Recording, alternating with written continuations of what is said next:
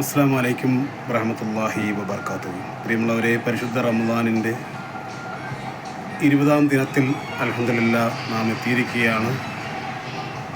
രണ്ടാമത്തെ 10 ഇന്ന് പൂർത്തിയായി. മൂന്നാമത്തെ 10ലേക്ക് പ്രവേശിക്കുന്ന സുദിനമാണ് അൽഹംദുലില്ലാഹ്. നിർണായകമായ അടുത്ത 10 ദിനങ്ങൾ ഏറെ പ്രത്യാശയോടെ, ഏറെ പ്രതീക്ഷയോടെ ലൈലത്തുൽ ഖദറിനെ പ്രതീക്ഷിച്ചുകൊണ്ടും അധികമായ പ്രതിഫലങ്ങൾ പ്രതീക്ഷിച്ചുകൊണ്ടും സർവോപരി പാപമോചനത്തിന് വേണ്ടി അള്ളാഹുവിനോട് തേടിക്കൊണ്ടുമുള്ള ഇബാദത്തുകൾ അധികരിപ്പിക്കേണ്ട മാസമാണ്. പരിശുദ്ധ ഖുർആൻ പാരായണം ചെയ്യുന്ന കാര്യത്തിലും രാത്രി കാലങ്ങളിൽ അധികമായി നമസ്കരിച്ചുകൊണ്ടും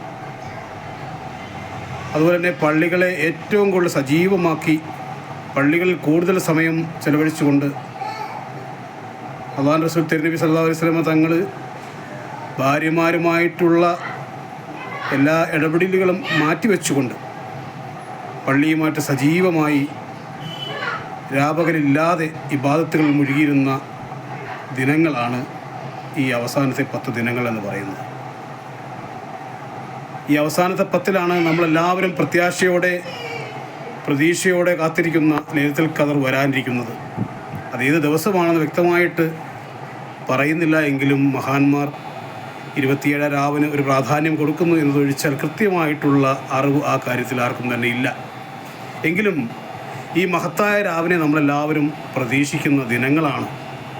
ഈത്തിക്കാഫ് വർദ്ധിപ്പിച്ചുകൊണ്ട് പള്ളികളിൽ കൂടുതൽ സമയം ചെലവഴിച്ചുകൊണ്ട് ഈത്തിക്കാഫ് ഇരിക്കുന്നവർക്ക് അധികമായ പ്രതിഫലം അള്ളാഹു നൽകുന്ന ദിനങ്ങളാണ്. അപ്പോൾ നമ്മുടെ സകല പാപങ്ങളും, നമ്മുടെ മുൻപിൻ പാവങ്ങളെല്ലാം പുറത്തു കൊടുക്കുവാൻ വേണ്ടിയിട്ടുള്ള ആത്മാർത്ഥമായ പ്രാർത്ഥനയും പരിശ്രമവുമായിട്ട് അൽഹംദുലില്ലാഹ് നാം ഓരോരുത്തരും ഈ അവസാനത്തെ 10നെ പരമാവധി വിനിയോഗിക്കുക. പാപമോചനത്തിന് വേണ്ടി അള്ളാഹുവിനോട് തേടുക.